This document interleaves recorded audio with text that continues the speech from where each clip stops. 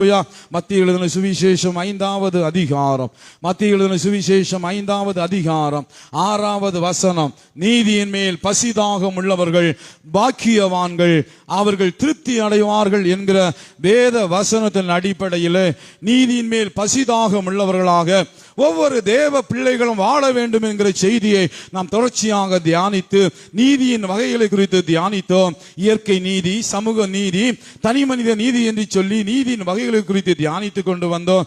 அதில் விசேஷமாக தனி மனித நீதியிலே நேர்மையை குறித்து தியானித்தோம், சுய கட்டுப்பாடை பார்த்தோம், கனம் பண்ணுவதை குறித்தோம் தியானித்தோம், பொறாமை கொள்ளாது இருக்க வேண்டும் என்றும், எல்லாவற்றுக்கும் நாம் கணக்கு ஒப்புவிக்க வேண்டும் என்றும், உக்ரானத்துவம் உடையவர்களாய் வாழ வேண்டும் என்கிற காரியத்தையும் நான் கடந்த வாரம் வரையும் தொடர்ச்சியாய் தியானித்தோம். இன்றைக்கு இன்னும் ஒரு காரியத்தை நாம் தியானிக்கும்படியாக இருக்கிறோம்.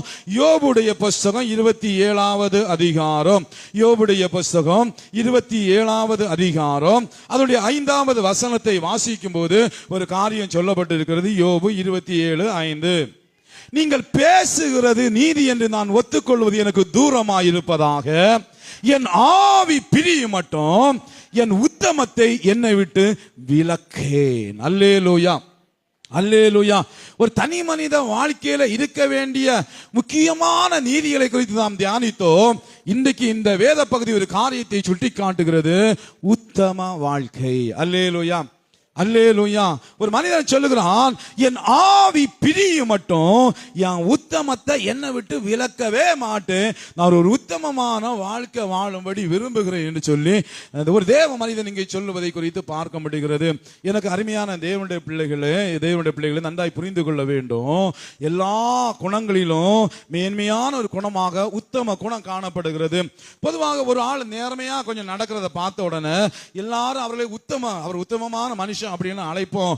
நேர்மையும் முக்கியமான குணம் தான், ஆனால் அது மட்டும் உத்தமம் அல்ல. அல்லேலூயா. ஆனா அதை பார்க்க மேன்மையானது மேலான ஒரு குணம், உத்தமமான குணம். நேர்மை முக்கியமான குணம், ஆனா உத்தமத்தினுடைய ஒரு பாகம் தான், உத்தம குணத்தினுடைய ஒரு பகுதி மட்டும்தான் நேர்மை. ஆகவே உத்தம குணம் என்கிறது முழுமையான குணம். அந்த குணத்தின்படி வாழ வேண்டும் என்று வேதம் சொல்லுகிறது. வேதத்தின்படி உத்தமம் என்பது ஒழுக்க ரீதியில் குறையற்ற பழுதற்ற தன்மையை குறிக்கிறது. மேலும் தேவனுக்கு முன்பாக உண்மையாக இருப்பதற்கும், நாம் எதிர்கொள்ளும் எல்லா சூழ்நிலைகளிலும் மற்றவர்களுக்கு முன்பதாக உண்மையாக இருப்பதற்கும் நாம் ஒவ்வொரு நாளும் மேற்கொள்ளுகிற முயற்சிக்கு பேர் தான் உத்தமம். அல்லேலூயா, அல்லேலூயா. இந்த உலகத்தில் யாரும் பூரணப்பட்ட மனிதர்கள் கிடையாது. ஆனா பூரணத்தை நோக்கி கொண்டு செல்கிற குணம் தான் உத்தமமான குணம். அந்த குணம் எந்த மனுஷனுக்கு இருக்கிறது, அந்த மனுஷன் மகிமையான வாழ்க்கை வாழ்வான். அல்லேலூயா. இந்த உத்தம குணத்தில் அடங்கி இருக்கிற காரியத்தை குறித்து பவுல் அப்போஸ்தலன் ஒரு காரியத்தை சொல்லுகிறார். 2 கொரிந்தியர் 4வது அதிகாரம், 2 கொரிந்தியர் அதனுடைய 4வது அதிகாரம் அதனுடைய 2வது வசனத்தை வாசிக்கும் போது சொல்லப்பட்டிருக்கிறது, வெட்கமான அந்தரங்க காரியங்களை நாங்கள் வெறுத்து தந்திரமாய் நடவாமலும் தேவ வசனத்தை புரட்டாமலும் சத்தியத்தை வெளிப்படுத்துகிறதுனாலே தேவனுக்கு முன்பாக எல்லா மனுஷனுடைய மனசாட்சிக்கும் எங்களை உத்தமர்கள் என்று விளங்க பண்ணுகிறோம். நல்லா கரங்களை தட்டி கருத்தருக்கு நன்றி செலுத்தலாமா? எனக்கு அருமையான தேவனுடைய பிள்ளைகளே, பவுல் அந்த உத்தம குணத்தை குறித்து வேதத்தின் படி சொல்லுகிறார். பாருங்க, வெட்கமான அந்தரங்கமான காரியத்தை வெறுத்து, இந்த காரியத்தை வெளியே சொன்னா கேவலம், இந்த காரியத்தை வெளியே சொன்னா அவமானம், இந்த காரியத்தை வெளியே சொன்னா மானக்கேடு அப்படின்னு சொல்லுகிற அந்த காரியங்களை எல்லாவற்றையும் வெறுத்து, மறைமுகமாய் செய்கிற பாவங்களை வெறுத்து, அந்த காரியம் வெளிப்பட்டா அது நமக்கு கேடை உண்டாக்கும், அப்படிப்பட்ட காரியங்களை செய்வதை வெறுத்து தந்திரமாய் நடவாமல், சிலர் தங்களுடைய காரியங்களை ரொம்ப தந்திரமாய் நடப்பாங்க. சாணக்கியனை குறித்து ஒரு காரியம் நீங்க வரலாற்றில் படிப்பீங்க. அவர் தந்திரமாய் ஆலோசனை கொடுக்கிறவர் அப்படி என்று சொல்லி பாருங்க. எனக்கு அருமையானதோட இன்னைக்கு அதைத்தான் அநேகர் பின்பற்றுகிறார்கள். ஆனா தந்திரமாய் நடப்பதனாலே ஒருவேளை நாம் உயர்ந்து கொண்டிருக்கலாம், தந்திரமாய் நடப்பதனால ஒருவேளை சில காரியங்களை சாதித்து கொண்டிருக்கலாம், தந்திரமாய் நாம் செயல்படுவதனாலே பல நன்மைகள் வரலாம். ஆனா தந்திரமான காரியம் ஒரு நாள் நம்மை வீழ்த்தும். அல்லேலூயா. தந்திரம் ஒரு நாள் நம்ம ஏமாற்றும். என்னைக்கும் தந்திரம் சரிபட்டு வராது. தந்திரமான காரியம் தேவனுக்கு விரோதமான காரியம். அங்கே இன்னொரு நல்லா நீங்க புரிந்து கொண்டீங்கன்னா, தந்திரத்துக்கு எதிராக ஆப்போசிட்டான ஒரு வார்த்தை யுக்தியை பயன்படுத்துகிறது. வேதத்தின்படி யுக்தியை பயன்படுத்தலாம், ஆனா தந்திரமாய் ஒரு நாள் நடக்கக்கூடாது. வேதவசனங்க தெளிவாய் சொல்லி காட்டுகிறது. அப்படி தந்திரமா நடக்காம வசனத்தின்படி, வேத வசனத்தின்படி, சத்தியத்தின்படி எந்த மனுஷன் வாழுகிறானோ அவன் தான் உத்தமன். ஆமென், அல்லேலூயா. வாழ்க்கையை சீர்படுத்தி, வாழ்க்கையை ஒழுங்குபடுத்தி, வேத வசனத்தின்படி வாழுகிறவன், சத்தியத்தின்படி வாழுகிறவன். சிலர் நேர்மையா நீதியா நடப்பாங்க, ஆனா வசனத்தின்படி வாழ மாட்டார்கள். சிலர் வசனத்தின்படி வாழ முயற்சி பண்றாங்க, ஆனா தங்க சில விஷயங்களை விட்டுறாங்க. ஆனா எல்லாம் ஒன்றிணைத்து வருவதற்கு பேர் தான் உத்தமம் என்று வேத வசனம் சொல்லி காட்டுகிறது. ஆமென். உத்தமத்திலே வார்த்தையிலும் செயல்களிலும் உண்மை அடங்கி இருக்கும். தனக்குத்தானே போலித்தனம் இல்லாம உண்மையாக வாழ்கிற வாழ்க்கை இருக்கும். நெறிமுறைகளை உண்மையாய் பின்பற்றுவாங்க. அவங்க எல்லாம் தம்முடைய செயல்களை தரத்துக்கு உயர்த்தி கொண்டே இருப்பார்கள். மற்றவர்கள் செய்கிற சில காரியங்களுக்கு தாங்களே பொறுப்படுத்தி அதை நிவர்த்தி செய்வார்கள்.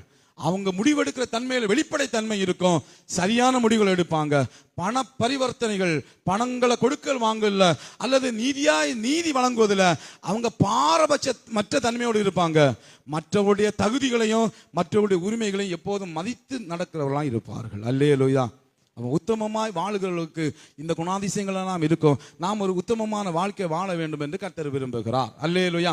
ஒரு ரெண்டு காரியத்தை உங்களுக்கு ஞாபகப்படுத்து. ஒரு நபர் ரொம்ப நாளா ஒரு புஸ்தகம் வேணும் சொல்லிட்டு அவர் தேடிக்கொண்டிருக்க. அந்த புஸ்தகத்தில் நிறைய ரகசியம் இருக்கிறது. அந்த புஸ்தகம் கிடைச்சு அவங்க வாழ்க்கையில் நிறைய மாற்றங்களை கொண்டு வர முடியும். அப்படிப்பட்ட ஒரு புஸ்தகத்தை தேடிக்கொண்டிருக்கிறார். ஒரு நாள் அவர் ஒரு புஸ்தக கடையில பார்க்கிறார். அந்த புஸ்தகம் அவர் கண்ணில் தென்பட்டது. பயங்கர சந்தோஷம், அவ்வளவு பெரிய சந்தோஷம். எப்பா வெகு நாளா தேடின அந்த புஸ்தகம் என் கண்களை தென்பட்டதேன்னு சொல்லி அந்த புஸ்தகத்தை எடுத்து அப்படி விரித்து பார்க்கிறான். அதுல பாதி பக்கங்கள் இல்லை. அல்லேலூயா, அல்லேலூயா. நடுபக்கத்தை அல்லேலூயா, பாதி பக்கம் இல்ல. புத்தகத்துல நிறைய பேஜ் இல்ல. அவருக்கு மனசு ரொம்ப சோர்ந்து போயிட்டு, நம்ம எவ்வளவு நாள் எதிர்பார்த்து கிடைச்சு, ஆனா முக்கியமான பக்கங்கள் இல்லையே. ஏதோ ஒருத்தர் கிழிச்சு எடுத்துட்டு அந்த ரகசியங்களை கிழிச்சு எடுத்துட்டு வச்சுட்டார். கொஞ்சம் யோசித்து பாருங்க. நீங்க ஒரு கைடு வாங்க போறீங்க. ஒரு கைடு அதுல நிறைய இருக்கு, முக்கியமான கொஸ்டின் சொல்லி டீச்சர் சொல்லி இருக்காங்க. கைடை வாங்கி அந்த கைடுல திறந்து பாக்குறீங்க, அந்த கொஸ்டின் இல்ல, அதோட ஆன்சர் இல்ல. என்ன பண்ணுவீங்க? பத்திரமா வீல கொண்டு வைப்பீங்களா? அது நமக்கு பிரயோஜனம், தூக்கி வீசிடும். அப்படிதானே? ஒன்று. ரெண்டாவது, ஒரு பெண்ணுக்கு இந்த சிப்பிகள்னா ரொம்ப பிரியம். பெண்கள் புற சிப்பிகள் ஆசைப்படுங்க, ரொம்ப பிரியம். அவங்க அந்த சிப்பிகளை சேகரிக்கல ரொம்ப வாஞ்சி உள்ளாங்க. ஒரு நாள் அவர் ஒரு டூர் போகும்போது ஒரு பீச்சில் போறாங்க. கடற்கரையில் போய் பார்க்குறாங்க, நிறைய சிப்பிகள் கிடக்குது. பயங்கர சந்தோஷம் அந்த பொண்ணுக்கு, பயங்கர சந்தோஷம். ஓடி போய் என்ன செஞ்சா தெரியுமா? ஒரு பை எடுத்து எல்லா சிப்பிகளையும் அப்படியே அள்ளி அதுல தன்னுடைய பையில போட்டு இங்க வெளியில அந்த சிப்பிகளுடைய அழகை ரசிப்பதுக்கு எடுத்து பார்க்கிறா. எல்லாம் உடைந்த சிப்பிகள். நிறைய சிப்பிகளை ஓட்ட கிடக்கு, நிறைய சிப்பிகள் உடஞ்ச சிப்பி. இப்ப பார்க்கிறா, ஒன்னும் பிரயோஜனம். அப்படியே தன் வண்டியிலிருந்து தூக்கி வீசி விட்டாள். எனக்கு அருமையான தேவனுடைய பிள்ளைகளே, புத்தகத்துக்கு அந்த பக்கங்கள் எவ்வளவு முக்கியமோ, சிப்பிக்கு ஓட்டை இல்லாத தன்மை, உடையாத தன்மை எவ்வளவு முக்கியமோ, அதே போலதான் ஒரு கிறிஸ்தவனுக்கு உத்தமமான வாழ்க்கை அதை விட முக்கியம். ஆமென், அல்லேலூயா. உலகத்தின் மனிதர்களை குறித்து நான் இங்கே பேச வரவில்லை. நான் தேவ பிள்ளைகளுக்கு தான் பிரசங்கம் பண்ணுகிறேன். கர்த்தருடைய பிள்ளைகளுக்கு, ரட்சிக்கப்பட்டவங்களுக்கு பிரசங்கம் பண்ணுகிறேன். நமக்கு உத்தம வாழ்வு ரொம்ப ரொம்ப ரொம்ப அவசியமா இருக்கிறது. ஏன் நமக்கு உத்தம அவசியம்? 1 நாளாகமம் 29வது அதிகாரம், 1 நாளாகமம் 29வது அதிகாரம் அப்படியே 17வது வசனத்தை வாசிக்கும் போது சொல்லப்பட்டிருக்கிறது, என் தேவனே, நீர் இருதயத்தை சோதித்து உத்தம குணத்தில் பிரியமாயிருக்கிறீர் என்பதை நான் அறிவேன். ஏன் நமக்கு உத்தம குணம் அவசியம்னா, ஆண்டவர் உத்தம குணத்தின் மேல் பிரியமா இருக்கிறார். நான் உத்தமமான வாழ்க்கை வாழ வேண்டும் என்று ஆண்டவர் பிரியமா, அதில் ஆண்டவர் ரொம்ப பிரியமாக இருக்கிறார். நான் உத்தமமாய் வாழுவது அவருக்கு பிரியம். ஆகவே நான் உத்தம வாழ்க்கை வாழ வேண்டியது அவசியமா இருக்கிறது. உபாகமம் 18ஆம் அதிகாரம், உபாகமம் 18ஆம் அதிகாரம் அப்படியே 13வது வசனத்துக்கு வரும் பொழுது அங்கே ஒரு காரியம் சொல்லப்பட்டு இருக்கிறது, உன் தேவனாகிய கர்த்தருக்கு முன்பாக நீ உத்தமனாய் இருக்க கடவாய் ஒரு ஆலோசனை, ஒரு கட்டளை கொடுக்கப்படுகிறது. அதுக்கு மேலே உள்ள வசனங்கள் எல்லாம் வாசிக்கும் போது ஆண்டவர் சொல்லுகிற அவரும் அவன் குமாரரும் எந்நாளும் கர்த்தருடைய நாமத்தை முன்னிட்டு ஆராதனை செய்யும்படி நிற்கும்படி உன் தேவனாய் கர்த்தர் உன் எல்லா கோத்திரங்களிலும் அவனையே தெரிந்து கொண்டார். தெரிந்து கொள்ளப்பட்டவர்கள் எல்லாம் நாம் தேவனால் தெரிந்து கொள்ளப்பட்டவர்கள் அவருக்கு முன்பதாக உத்தமமாய் வாழ வேண்டும் என்பதை அவர் விரும்புகிறார். அல்லேலூயா. 2 நாளாகமம் 16ஆம் அதிகாரம் 2 நாளாகமம் 16வது அதிகாரம் அது 9வது வசனத்தில் வாசிக்கும் போது சொல்லப்பட்டிருக்கிறது, தம்மை பற்றி உத்தம இருதயத்தோடு இருக்கிறவர்களுக்கு தம்முடைய வல்லமையை விளங்க பண்ணும்படி கர்த்தருடைய கண்கள் பூமி எங்கும் உலாவி கொண்டிருக்கிறது. முதல்ல பார்த்தோம், தேவன் அதில் பிரியப்படுகிறான், அது நமக்கு கட்டளையாய் கொடுக்கப்பட்டிருக்கிறது. 3வது சொல்லப்பட்டிருக்கிறது, கர்த்தருடைய கண்கள் உலாவி கொண்டிருக்கிறது பூமியிலே எல்லா இடங்களையும் பார்த்து கொண்டு. எதற்காக? தம்மை பற்றி உத்தம இருதயத்தோடு இருக்கிறதுக்கு தம்முடைய வல்லமையை காண்பிக்கும்படியாக, தன்னுடைய அற்புதத்தை விளங்க செய்யும்படியாக, தன்னுடைய நன்மைகளை கொடுக்கும்படியாக ஆண்டவருடைய கண்கள் பூமி எங்கு உலாவி கொண்டிருக்கிறது.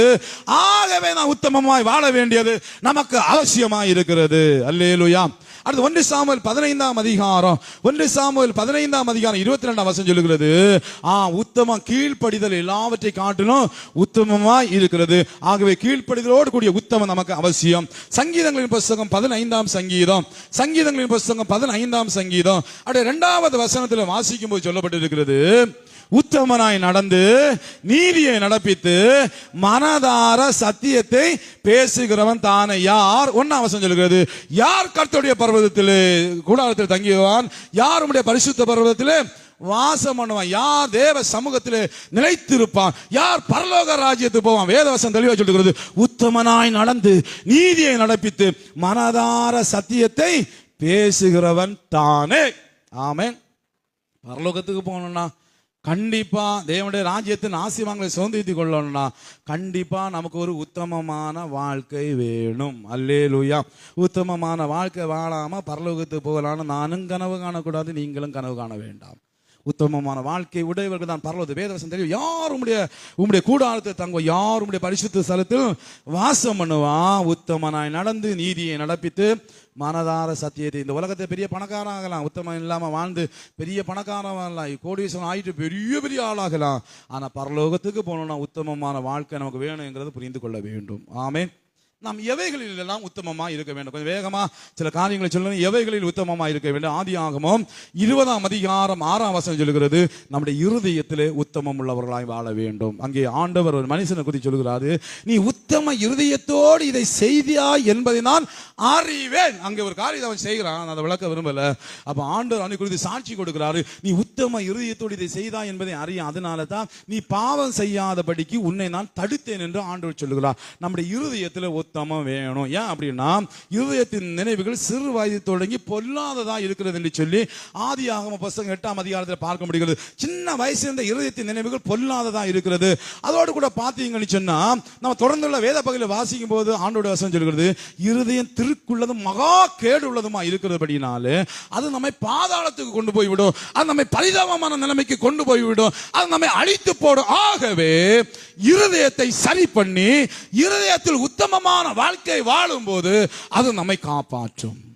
ஆகவே இருதயத்திலே உத்தம குணம் அவசியம். 1 நாளாகமம் 29வது அதிகாரம் 1 நாளாக 29:17 நான் வாசித்த அந்த வேத பகுதி அங்க சொல்லப்பட்டிருக்கிறது, நீர் உத்தம குணத்திலே பிரியமா இருக்கிறீர். நம்ம குணத்திலே உத்தமமா இருக்க வேண்டும். நிறைய பேருடைய குணம் சீர்கட்ட குணமாய் மாறிவிட்டது. அது பாவங்கள் பெருகி பெருகி பெருகி இந்த குணங்கள் எல்லாம் சீர்கட்டதாய் போய்கொண்டிருக்கிறது. நற்குணசாலிகளை பார்ப்பது ரொம்ப கடினமாய் காணப்படுகிறது. ஆனா வேதம் சொல்லுகிறது, நீங்க எல்லாம் நற்குணசாலிகளாய் தேவனுக்கு பிரியமானபடி ஒரு வாழ்க்கை வேணும், உங்க குணத்துல நீங்க உத்தமமாய் வாழ வேண்டும் என்று சொல்லி வேதம் நமக்கு சுட்டி காட்டுகிறது. 3ஆவதாக 1 ராஜாக்களின் புத்தகம் 9ஆவது அதிகாரம் அதனுடைய 4ஆம் வசனம் சொல்லுகிறது, நடக்கையிலே நாம் உத்தமமாக வாழ வேண்டும், நாம் நடக்கையிலே உத்தம குணத்தோடு இருக்க வேண்டும் என்று சொல்லி அந்த வேத வசனம் நம்முடைய நடக்கையிலே உத்தமத்தை நாம் வெளிப்படுத்த வேண்டும். எல்லாரும் இந்த குண உடையவர்களாய் மாற வேண்டும். 4ஆவதாக எஸ்ராவின் புத்தகம் 7ஆவது அதிகாரம் 12ஆம் வசனம் சொல்லுகிறது, எஸ்ரா 7:10 உத்தம வேத பாரகனாகிய எஸ்ரா தன்னுடைய பணி, அவனுக்கு வேத பாரகன், அந்த பணியில் அவன் உத்தமனாயிருந்தான். ஆகவே வேதம் அவனுக்கு சாட்சி சொல்லுகிறது, தன் பணியில் அவன் உத்தமமா இருந்தபடினாலே உத்தம வேத பாரகனாகிய எஸ்ரா. ஆமென். நாம கொடுக்கப்பட்ட வேலையில உத்தமமா இருக்க வேண்டும். அது எந்த பணியா இருக்கட்டும், எந்த பணியா இருக்கு, சின்ன பணியோ பெரிய பணியோ, நம்ம பணிகளிலே உத்தமத்தை விளங்க பண்ண வேண்டும். சங்கீதம் 101 சங்கீதம் 2 வசனம் சொல்லுகிறது, வழிகளிலே உத்தமத்தோடு இருக்கணும். நம்முடைய வழிகள் உத்தமமா இருக்கணும். சீர்கட்ட வழிகள் நம்ம நடக்கக்கூடாது, சீர்கட்ட பாதையை நாம் செல்லக்கூடாது, சீர்கட்ட வழியில மற்றவர்களையும் நடத்தாதபடிக்கு நம்முடைய பாதை, நம்முடைய வழி உத்தமமுள்ள ஒரு வழியாக இருக்க வேண்டும் என்று கர்த்தர் விரும்புகிறார். நீதிமொழிகள் 8வது அதிகாரம் அவருடைய 16வது வசனத்தில் வாசிக்கும் போது, நம்முடைய பேச்சிலே உத்தமம் காணப்பட வேண்டும். இங்க ஒன்ன பேசி அங்க ஒன்ன பேசுகிற பேச்சே நம்ம இருக்கக்கூடாது. முகத்துக்கு நேராக ஒன்றை பேசுவார்கள், போன பிற்பாடு இன்னும் ஒன்ன பேசுவாங்க. முகத்துக்கு நேராக நம்ம உயர்த்தி பேசுவார்கள், போன பிற்பாடு எவ்வளவு தரம் தாழ்த்த முடியுமோ அவ்வளவு தரம் தாழ்த்தி பேசுவார்கள். இந்த குணம் ரொம்ப மோசமான குணம், அசிங்கமான குணம், அருவருப்பான குணம். அதனால வேதம் சொல்லுகிறோம், பேச்சில் நீ உத்தமத்தை விளங்க பண்ண வேண்டும். உன்னுடைய பேச்சு உத்தமமா இருக்கணும். முகத்துக்கு என்ன பேசுறீங்க அதுதான் என்ன பின்னாடி பேசுங்க. எல்லாரும் ஒண்ணு கரெக்டா இருக்க வேண்டும். இன்னைக்கு நிறைய பொய் சொல்லுகிற தன்மை பெருகிடுச்சு. எதுக்கு எடுத்தாலும் போய், ஆவிக்குரிய காரியங்களையும் பொய் தான் சொல்றாங்க. எதுக்கு எடுத்தாலும் இன்னைக்கு பொய் சொல்லி தான் இருக்கிறாங்க. அல்லேலூயா. நீங்க என்னதான் ஆவிக்குரிய காரியத்தில் செயல்பட்டுட்டோம், எல்லாம் முடிஞ்சு வந்து ஒரு பொய் சொல்லுங்க, பிசாசு உங்களுக்குள்ள வந்துடும். நீங்க ஜெபம் பண்ணி என்ன பிரயோஜனம், அந்நிய பாஷை பேசி என்ன பிரயோஜனம், நீங்க மற்றபடியான காரியங்களை செஞ்சு என்ன பிரயோஜனம்? வாயை திறந்தா போய் கிறிஸ்தவனுக்கு இன்னைக்கு போய் பெருகி போயிடுச்சு. ஆனால் வேதம் சொல்லுகிறோம், பேச்சில் நீ உத்தமத்தை விளங்க பண்ண வேண்டும். ஆமென். 7வது 1 தீமோத்தேயு 1 அதிகாரம் 2 வசனம் சொல்லுகிறது, விசுவாசத்தில் உத்தம குமாரனாகிய தீமோத்தேயுவே என்று பவுல் அழைக்கிறார். நம்ம விசுவாசத்தில் உத்தமத்தோடு இருக்க வேண்டும். விசுவாசிக்கிற காரியங்களை உத்தமம் வேண்டும். பிலிப்பியர் 4 அதிகாரம் 3 வசனத்தில் 8வது காரியம் சொல்லுகிறது, ஐக்கியத்திலே உத்தமமா இருக்க வேண்டும். என் உத்தம கூட்டாளியே என்று சொல்லி பவுல் ஒருவரை அழைக்கிறார். என் உத்தம கூட்டாளியே. நம்ம அந்த கூட்டுக்கட்டில் உத்தமம் இருக்க வேண்டும். சோதரன், இன்னைக்கு நிறைய துரோகம் நடக்கிறது ஃப்ரெண்ட்ஷிப்ல தான். ஃப்ரெண்ட்ஷிப்ல தான் நிறைய துரோகங்கள் நடக்கும். ஐக்கியத்தில் தான் நிறைய துரோகங்கள் இருக்கிறோம். அந்த ஐக்கியத்தில் இருந்த 12ல் 1 யூதாஸ் தான் இயேசுவை காட்டி கொடுத்தான். அல்லேலூயா, அல்லேலூயா. அது கவனமா இருக்கணும். ஐக்கியத்தை ஏதாவது ஒருத்தர் மூலமா பிசாசு கிரியை செய்வான். நம்ம எத்தனை பேர் ஐக்கியமா இருக்கிறோமோ, எத்தனை பேர் பாருங்க சோதனை, ஒரு சின்ன ஒரு குழுவா தான் இருப்பாங்க, பேசிட்டே இருப்பாங்க. அந்த ஐக்கியத்தில் ஒருத்தன் என்ன செஞ்சுவான், யூதாசை எழுப்பி காட்டி கொடுப்பான். எங்களுடைய ஊழியத்தின் அனுபவத்தில் ஒரு காரியம், நாங்கள் ஒரு குறிப்பிட்ட பகுதியில் ஊழியம் செய்து வந்தோம். அந்த நேரங்களில் ராத்திரி அந்த ஊர் பயங்கர ரொம்ப மோசம். எல்லாரும் யாருக்கு தள்ள கை வச்சாலும் பிசாசு பிடிச்சி ஆடுவாங்க. எய்ட்ஸ்ல அந்த ஊர் தான் நம்பர் 1. ரொம்ப மோசமான ஊர். ரொம்ப நைட்டு 6 மணிக்கெல்லாம் எல்லாம் வீடுகளும் அடைக்கப்படும். கதை ஸ்ட்ரீட் லைட் கூட அந்த ஊரில் போட மாட்டாங்க. அப்படிப்பட்ட ஒரு ஊர். அந்த ஊருடைய காரத்துக்கு பிசாசுடைய கிரியைகள் என்பதை நாங்கள் புரிந்து கொண்டோம். ஒவ்வொரு வெள்ளிக்கிழமையும் ராத்திரி 12 மணிக்கு, ராத்திரி நாங்கள் ஈவினிங் போய் ஜெபம் பண்ணிட்டு ராத்திரி 12 மணிக்கு அந்த ஊரை சுற்றி நாங்கள் ஜெபம் பண்ணிட்டு வருவோம். சோதரம், நாங்கள் எங்களுடைய தீர்மானம் ஒரு 7 வாரம் அந்த ஊரை சுற்றி ஜெபம் பண்ணணும். ஆண்டவர் அந்த ஊருக்கு ஒரு விடுதலை கொடுப்பான்னு சொல்லிட்டு ஜெபம் பண்ணணும். 6 வாரத்தை வெற்றியா முடித்தோம். 7வது வாரம் நாங்கள் ஆலயத்திலேருந்து ஜெபம் பண்ணிட்டு ஆலயத்தை விட்டு வெளியே இறங்குறோம். ஊர் ஃபுல்லா ஒரே கூட்டம். ஊர் ஃபுல்லா திரண்டு போய் நிற்கிறாங்க. எங்க கூட இருந்த ஒரு பரிசுத்தவான் காட்டி கொடுத்துட்டான். அல்லேலூயா. நாங்கள் அன்னைக்கு ஊரில் போய் ஜெபம் பண்ணல, ஆனா கர்த்தர் அற்புதங்களை செய்தார். அல்லேலூயா. விடிய ஆலயத்திலேருந்தே நாங்கள் ஜெபம் பண்ணோம். மறுநாள் என்ன நடந்துச்சு தெரியுமா? ஒன்றும் இல்லை, பெரிய அற்புதம். நீங்கள் அந்த ஊரில் பேர் சொல்ல விரும்பல, அந்த ஊரில் பிறகு சொல்கிறேன் கேட்டா. மறுநாள் சோதரம் ஊருக்காரங்க, என்ன இவங்க எதை சுற்றிட்டு கிடக்குறாங்களா, அவங்களுக்கு என்னன்னு தெரியாது, எதை சுற்றிட்டு கிடக்குறாங்களா, விடக்கூடாதுன்னு சொல்லிட்டு தான் தீர்மானம் பண்ணாங்க. ஆனால் ஒன்றும் சுத்தலை. 1 வாரம் காணலை. அவங்களுக்கு ஊரில் ஒரு பெரிய சிலை வச்சிருந்து அது பொத்துன்னு கீழே விழுந்து கிடந்துச்சு. அல்லேலூயா. அதை தள்ளிவிட முடியாது. விழுந்து வயிறு இப்படி தள்ளி இருக்கும், அது வயிறு எல்லாம் உடைஞ்சு போய் கிடந்துச்சு. அவங்களுக்கு ஆச்சரியம், எப்படி விழுந்து, யாருமே தள்ளி போடவே முடியாத ஒரு சிலை கீழே விழுந்து கிடந்துச்சு. அன்னையோட அந்த ஊருடைய தனித்தரம் மாறி போனது. கரங்களை தட்டி அல்லேலூயா. அது ஒரு காரியத்தை சொல்ல வந்தேன். ஏன்னா அந்த ஐக்கியத்தில் இருந்த ஒருத்தர் கட்டி கொடுத்துட்டான். பார்த்தீங்களா, அவன் தண்ணி வாங்கி கொடுத்துட்டான். நல்ல பையனா தான் இருந்தான். ஆனால் ஏதோ பிசாசு அவன் வஞ்சித்துட்டான். அவன் தண்ணி வாங்கி கொடுத்து, என்னடா ஒரு ராத்திரி ஃபுல்லாக சத்தம் போட்டு கிடக்குறீங்க என்னன்னு சொன்னோன்னே, இவன் தன்னுடைய பிளானை இப்படிலாம் ஐயா சொல்லியிருக்காரு, இப்படி பண்ணிட்டு இருக்காங்களே, என்ன பிளானை வெளிப்படுத்திட்டான். ஆனாலும் கர்த்தர் கைவிடல. ஆமென். உங்க கூட இருப்பாங்க, உங்க கூட பேசியிருப்பாங்க, உங்க ஃப்ரெண்டா இருப்பாங்க, உங்க உறவுகளா இருப்பாங்க. ஆனா கவனமா இருக்க வேண்டும். ஆமென். அவன் எப்படியும் இருந்துட்டு போட்டு அவனுக்குரிய தண்டனை கர்த்தர் கொடுப்பான். ஆனா நீங்க ஐக்கியத்தில் உத்தமமா இருக்க வேண்டும் என்று ஆண்டவர் விரும்புகிறார். ஆமென். யாரையும் காட்டி கொடுக்காதீங்க, யாருக்கும் விரோதமான காரியங்களை செய்யாதீங்க. உங்க ஐக்கியம் குலைந்து போவதற்கு, உங்க ஐக்கியத்தில் ஒரு சண்டை வருவதற்கு, உங்க ஐக்கியத்தில் ஒரு பிரச்சனை வருவதற்கு, உங்க ஐக்கியத்தில் ஒரு பிரிவினை வருவதற்கு ஒரு நாள் இடம் கொடுக்காது. அது பிரேயர்ஸ் எல்லாம் இருக்கலாம், அது குடும்ப ஐக்கியங்களா இருக்கலாம், அது சபையா இருக்கலாம், அது ஸ்தாபனங்களா இருக்கலாம். எதிலுமே ஐக்கியத்திலே பிளவு வருவதற்கு நாம் காரணமா இருந்து விடக்கூடாது. ஐக்கியத்திலே உத்தமமான வாழ்க்கை வேணும். அப்படி வாழ்ந்தவனை பார்த்து தான் பவுல் சொல்கிறான், என் உத்தம கூட்டாளியே, கடைசி வரை என் கூட சரியா இருந்தாய், என் உத்தம கூட்டாளியே என்று அழைக்கிறார். ஆமென். நான் ஒவ்வொருவரும் உத்தம கூட்டாளிகளா இருக்க வேண்டும். 9வது யோசுவான் புத்தகம் 24ஆம் அதிகாரம், யோசுவான் புத்தகம் 24ஆம் அதிகாரம் 14ஆம் வசனம் சொல்கிறது, கர்த்தரை சேவிப்பதிலே உண்மை உள்ளவர்களாக இருக்க வேண்டும். ஆமென். அல்லேலூயா. ஆலயத்தில் வந்த கையை தட்டி துள்ளிட்டு குறிகாக்க போயிடக்கூடாது. ஆமென். கர்த்தரை சேவிப்பதில், கர்த்தரை சேவிப்பதில், கர்த்தரை ஆராதிப்பதில் நாம் உண்மை உள்ளவர்களாக இருக்க வேண்டும். ஐயாவை பார்த்தா மட்டும் விசுவாசத்தில் அப்படியே உச்சத்தில் போயிட்டு ஐயா போன பிற்பாடு அவிசுவாசத்தில் பாதாளத்தில் போயிடக்கூடாது. ஆமென். சேவிப்பு, கர்த்தரை சேவிப்பது. எனக்கு என்ன நடந்தாலும் சரி, என்ன வந்தாலும் சரி, கர்த்தரை சேவிக்கிறத நான் விடவே மாட்டேன்.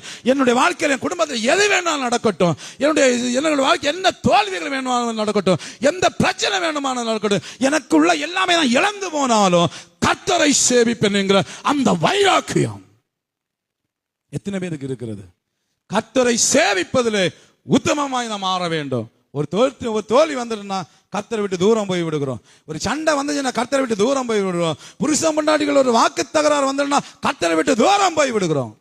இல்ல, வேதம் சொல்லுகிறது, நானும் என் வீட்டார்மோ என்றார் கர்த்தரையே சேவிப்பான். யோசிச்சு சொல்லுகிறார், உத்தமமாய் அவரை சேவியுங்கள், நீங்களும் உத்தமமாய் அவரை சேவியுங்கள். 10வதாக என்னாகமம் 14வது அதிகாரம் 24 வசனம் சொல்கிறது, பின்பற்றுவதிலே உத்தமமாய் இருக்க வேண்டும். ஆண்டவராய் இயேசு கிறிஸ்து தம்முடைய சீஷர்கள் எல்லாரையும் என்ன சொல்லி அழைத்தார்? வாருங்கள், என்னை பின்பற்றி வாருங்கள், என் பின்னே வாருங்கள், என் பின்னே. அதான் சீஷத்துவம். அல்லேலூயா. ஆண்டவர் இன்னைக்கு அதுதான். ஆண்டவரை பின்பற்றுகிற வாழ்க்கை கொஞ்சம் கரடு முரடாய் தான் இருக்கும், ரொம்ப லகுவா ஒன்று இருக்காது, சில பாடுகள் நிறைஞ்சுதான் இருக்கும். ஆனாலும் கர்த்தரை விட்டு விட்டு மட்டும் ஓடி போயிடாதீங்க. ஆமென். என்பதாக பல அது குறித்து பல கதைகள் எல்லாம் சொல்வதை குறித்து பார்க்க முடிகிறது.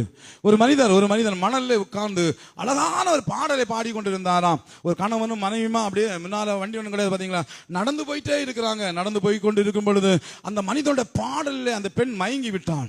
அவ்வளோ வாய்ஸ் சூப்பரா இந்த பாடிக்கொண்டே இருந்தாரு. அப்படியே அந்த பெண் அவருடைய பாடலை ரசித்து கொண்டிருந்தா.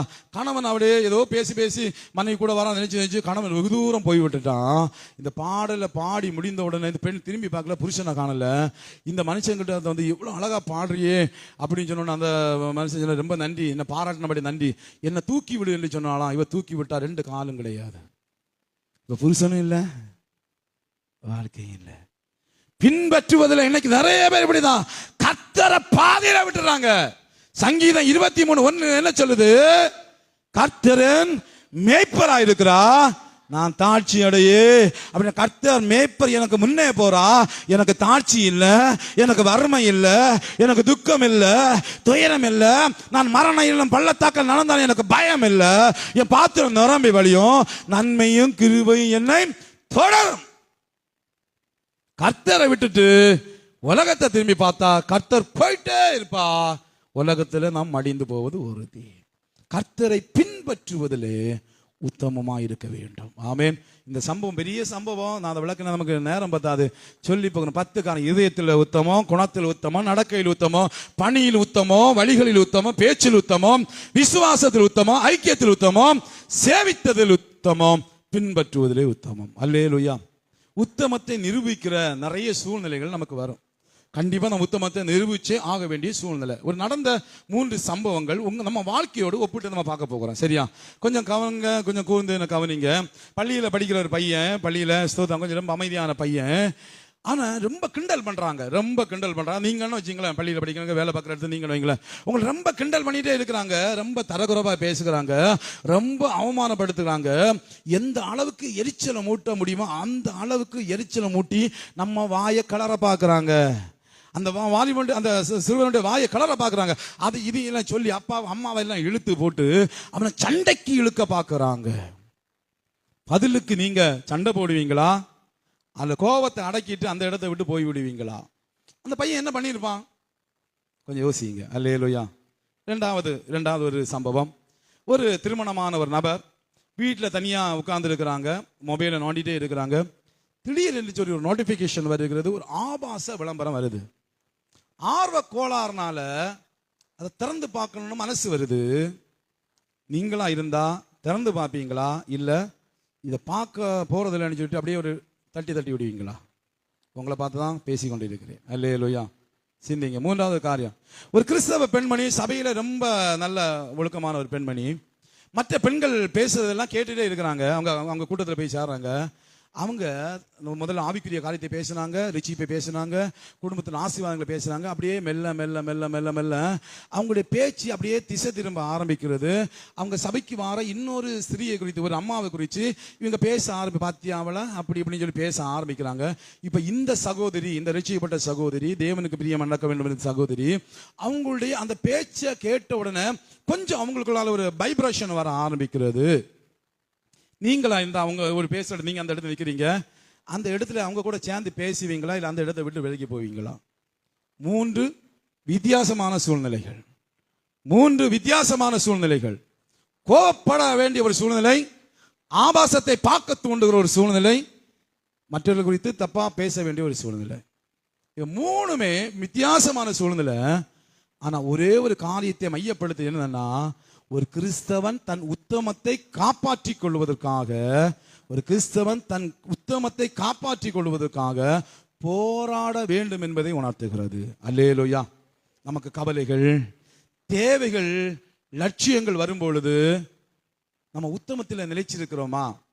ஒரு தேவை வருது, இந்த காரியத்தை பெற்றுக்கொள்ளணும் கண்டிப்பான சூழ்நிலை வருது, நம்ம உத்தமத்தை நம்ம காத்துக் கொள்ளுகிறோமா? ஒரு சோதனை வருது, நம்முடைய உத்தமத்தை காத்துக் கொள்ளுகிறோமா? எனக்கு அருமையான தினந்தோறும் நிறைய சிந்தனைகள், நம்முடைய பழைய வாழ்க்கையை குறித்த சிந்தனைகள் வரலாம், அல்லது தேவையில்லாத பாவ எண்ணங்களை கொண்டு வருகிற சூழ்நிலைகள் வரலாம். இன்னும் தம்பி மாதிரி தண்ணி குடிக்க போறாங்களோ, ஒரே டைம்ல தண்ணி தாங்க வந்துச்சா? சரிங்க, இன்னைக்கு கையில பாட்டில் வச்சுருக்கோம் என்ன, சரி கவனிக்கிறீங்களா? சீரியஸா பேசும்போது தான் தண்ணி தாங்க வரும். அல்லேலூயா. நம்ம அநேக காரியங்களை குறித்து அப்படியே எண்ணிக்கொண்டு இருக்கலாம். எண்ணங்கள் நிறைய லட்சக்கணக்கில் எண்ணங்கள் வந்து கொண்டே இருக்கும்.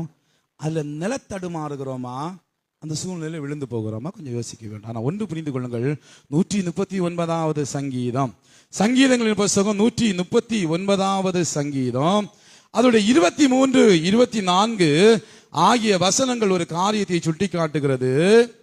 தேவனே என்னை ஆராய்ந்து என் இருதயத்தை அறிந்து கொள்ளும், என்னை சோதித்து என் சிந்தனைகளை அறிந்து கொள்ளும், வேதனை உண்டாக்கும் வழி என்னிடத்தில் உண்டோ என்று பார்த்து நித்திய வழியிலே என்னை நடத்தும். இந்த வசனத்தை நம்ம சொல்ல முடியுமா? இந்த வசனத்தை நமக்கு சொல்ல முடியுமா? அல்லேலூயா. அந்த 3 பேரோட வாழ்க்கையில் அப்படி என்ன நடந்துச்சு அது நமக்கு தெரியணும் தானே. இது சில அனுபவத்திலிருந்து எடுத்துக்கொள்ள ஏற்பட்டது. என்ன தெரியுமா? பள்ளியில படித்த அந்த வாழ்வை ரொம்ப கேலி கிண்டல் உள்ளானோன்னு அவனுக்கு பயங்கரமான கோபம் வருது. ரொம்ப கோபம் வந்த உடனே அவன் அப்படியே கோவப்பட்டு உணர்ச்சி வசப்படுற நேரத்தில் அவங்க அம்மா வீட்டில இருந்து டெய்லி வசனம் சொல்லி கொடுப்பாங்களாம். வசனம் சொல்லி கொடுத்து அந்த பையன்கிட்ட சொல்லுவாங்களாம், நீ இப்படி வாழணுப்பா, இது நல்ல வாழ்க்கை வாழணும், மற்ற கட்ட பிள்ளைகள் கூட சேரக்கூடாது, தவறான காரியங்கள் எல்லாம் பேசக்கூடாது, அடுத்தவங்களோட இடையக்கூடாது அப்படின்னு சொல்லி உன்னை யாராவது தண்டிச்சா நீ அவங்களையும் செய்யக்கூடாது, தண்டிக்க கூடாது, நீ ஆண்டு இடத்துல விட்டுரு. ஆண்டவர் சொல்லுகிறார், பழி வாங்குதல் எனக்குரியது. ரோமர் 12வது அதிகாரம், அவருடைய 19வது வசனம் அவனுக்கு ஞாபகம் வந்துச்சான். ரோமர் 12:19 வாசிங்க. பிரியமானவர்களே, பழி வாங்குதல் எனக்குரியது, நானே பதில் செய்வேன் என்று கர்த்தர் சொல்லுகிறார் என்று எழுதியிருக்கிறபடியா நீங்கள் பழி வாங்குவதற்கு, நீங்கள் பழி வாங்காம கோபாக்கனைக்கு இடம் கொடுங்கள். அல்லேலூயா, அல்லேலூயா. சின்ன பையன் பாருங்க, ஒரு பையனுக்கு ஒரு வசனம் ஞாபகம் வரணும், அங்க அம்மா எப்படி அந்த பிள்ளையை வளர்த்துருப்பா இல்ல? ஸ்கூல்ல படிக்கிற ஒரு பிள்ளைக்கு ஒரு பிரச்சனை வரும்போது, ஒரு சோதனை வரும்போது அந்த பிள்ளைக்கு வசனம் ஞாபகம் வருதுன்னா, இன்னைக்கு நிறைய பிள்ளைகளுக்கு கெட்ட வார்த்தை தான் வருது வாயில. சின்ன வயசு அந்த கெட்ட வார்த்தை எங்க இருந்து அந்த பிள்ளை படிச்சு? உங்க வீடு கேட்டதுதான், ஆனா அந்த பிள்ளைக்கு வசனம் ஞாபகம் தெரிஞ்சு. ஏன்னா வசனத்தின்படி வளர்க்கப்பட்ட ஒரு பிள்ளை. ஆமேன். இந்த வசனம் ஞாபகம். அப்போ அம்மா சொன்னாங்க, பழி வாங்கக்கூடாது, பழி வாங்குதல் தேவனுக்கு. அந்த வசனத்தை நீங்க பாத்தீங்கன்னா அழகா சொல்லுகிறது, பழி வாங்குதல் எனக்குரியது, நானே பதில் செய்வேன் என்று கர்த்தர் சொல்லுங்க. பழி வாங்கி எனக்கு விட்டுருப்பா, நீ விட்டுரு, நான் பாத்துக்கிறேன், அது ஏன் வேலை அது உன் வேலை இல்லை. எல்லாருக்கும் சொல்றேன், அல்லேலூயா. பழி வாங்க, நமக்கு துரோகம் செஞ்சாலும் சரி, நமக்கு என்ன பழி வாங்க கர்த்தரிடத்தில் விட்டுருங்க. நீங்க பழி வாங்காதீங்க, கர்த்தர் பார்த்துக் கொள்வார். ஆமென். உடனே அந்த வார்த்தை அந்த பிள்ளைய தொட்ட உடனே அவன் அப்படி எதுவுமே பேசாம அந்த இடத்தை விட்டு புறப்பட்டு போனானா. ஆமென். ரெண்டாவது, அந்த மொபைல் நோண்டிட்டு இருந்தாங்களே ஒருத்தங்க, திருமணமான ஒரு நபர், அப்படியே அங்க பார்த்து கொண்டு இருக்கும் பொழுது இந்த எண்ணம் வந்த உடனே ஒரு நிமிஷம் அவங்க சலனப்பட்டாங்க. பட்ட உடனே அவங்களுக்கு அவங்க பிரசங்கம் கேட்டாங்களே, அதுல உள்ள 2 வசனம் அவங்களுக்கு ஞாபகம் வந்துச்சா. யோபு 31வது அதிகாரம் அதனுடைய 1வது வசனம். இன்னும் ஒரு 101:3, சங்கீதம் 101:3 எடுத்து வச்சுக்கோங்க. யோபு 31:3. என் கண்களோடு உடன்படிக்கை பண்ணின நான் ஒரு கன்னியின் மேல் நினைப்பா இருப்பது எப்படி? அவங்க சொன்னாங்களாம், யோபு கண்ணோடு உடன்படிக்கை பண்ணியிருந்தான். நானும் இந்த எதையுமே என் கண்ணுனால தவறானதை பார்க்க மாட்டேன்னு சொல்லி என் கண்களோடு நான் உடன்படிக்கை பண்ணி இருக்கிறேன்.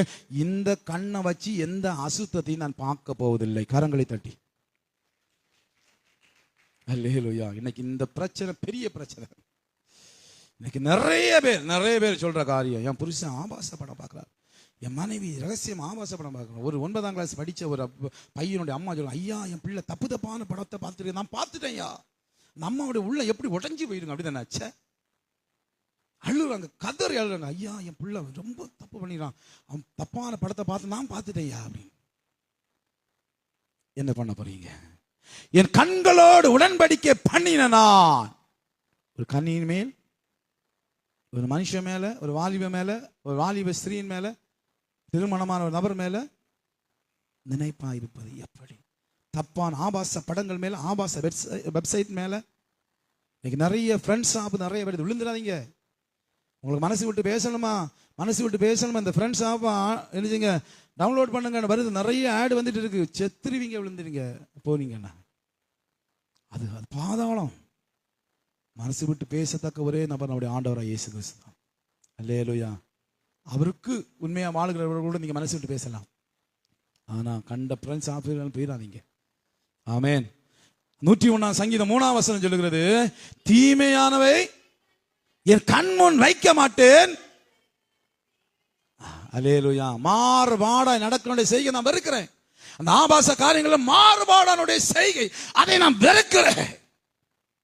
அவங்க உடனே அந்த தட்டி விட்டுறாங்க, ஐயோ ஆபாசத்தை பார்த்து என் வாழ்க்கை அழிஞ்சிரும், என் உயிரை பறிச்சிரும், என் குடும்ப வாழ்க்கையை நாசமாக்கிறோம், என்னுடைய எதிர்காலத்தை அழிச்சு போட்டுரும், அப்படி தட்டி விட்டுட்டு போயிட்டான். அல்லேலூயா. 3வது ஒரு சம்பவத்தை தியானிச்சோம். என்னது? பிறர் பேசுவதை கேட்டு இந்த அம்மா, இவங்க ஆவிக்குரியவங்க தான், அவங்க பேசுறதை கேட்ட உடனே ஒரு சின்ன ஒரு உந்துதல் ஏற்படுது. அப்படி அவ என்னதான் செஞ்சா கேட்கலாம் அப்படின்னு. இவங்க அந்த அம்மாவுடைய பேச்சை இழுத்த உடனே அவ என்னதான் செஞ்சா கேட்கணும். அவங்க காதுகள்ல ஒரு சத்தம் கேட்டுச்சான். ரோமர் 15வது அதிகாரம்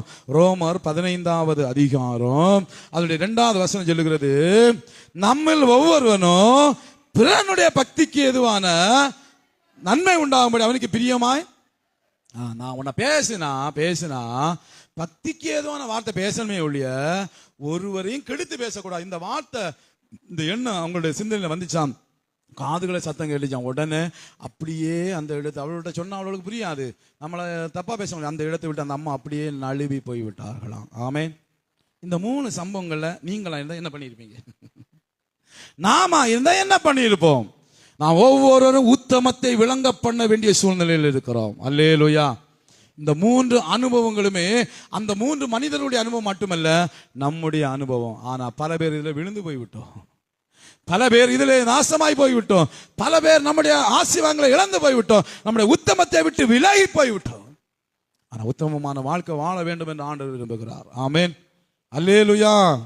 எனக்கு தாசை வரும் பர்வதோ நேரா என் கண்களை ஏறெடுப்பேன். எனக்கு தாசை வரும் பர்வதோ நேரா என் கண்களை ஏறெடுப்பேன். வானமும் பூமியும் படைத்த வல்ல தேவனிடம் இருந்தே, வானம் பூமியும் படைத்த எண்ணுக்கடங்கா நன்மைகள் வருமே, என் கண்கள் ஏறெடுப்பே. எண்ணுக்கடங்கா நன்மைகள் வருமே, எனக்கொத்தாசை வரும் பர்வதம் நேரா என் கண்கள் ஏறெடுப்பே. எனக்கொத்தாசை வரும் பர்வதம் கண்களை ஏறெடுப்பே. என் காலை தள்ளாட ஓட்டார் என்னை காக்கும் தேவன் உறங்கா. என் காலை தள்ளாட ஓட்டார் இஸ்ரவேலை காக்குனால் தேவன் ராப்பகல் உறங்காரே. ஆம், இஸ்ரவேலை காக்குனால் தேவன்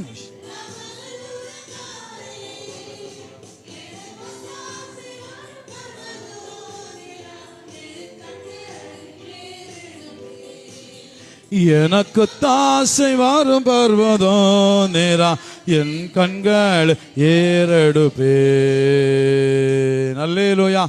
பூமியிலே உத்தம வாழ்க்கை வாழ முடியுமா? அது சாத்தியம்தானா? அப்படி யாராவது இந்த பூமியில வாழ்ந்து இருக்கிறார்களா என்றால் நம்ம சில வசனங்கள் எடுக்க போறோம். எண்ணாகமம் 14வது அதிகாரம், மன்னிக்கவும், ஆதியாகமம் 9ஆம் அதிகாரம். ஆதியாகமம் 6ஆம் அதிகாரம் 9ஆம் வசனம். ஆதியாகமம் 6வது அதிகாரம் அதனுடைய 9வது வசனம் சொல்லுகிறது, நோவாவின் வம்ச வரலாறு. நோவா தன் காலத்தில் இருந்தவர்களுக்குள்ளே நீதிமானோ உத்தமனுமாயிருந்தான். ஆமென், அல்லேலூயா. உத்தமமான வாழ்க்கை வாழ்ந்தவருடைய அந்த சாட்சிகள் நாங்கள் சொல்லப்பட்டிருக்கிறது. ஒரு மனிதனை குறித்து இங்க வேதம் தெளிவாக சொல்லி காட்டுகிறது. நோவா என்பது அவனுடைய பேர். அவனை குறித்து சொல்லப்பட்டிருக்கு, தன் காலத்தில் இருந்தவர்களுக்குள்ளே உத்தமனும் நீதிமானும் உத்தமனுமா இருந்தான். அவன் வாழ்ந்த காலம் எப்படி தெரியுமா?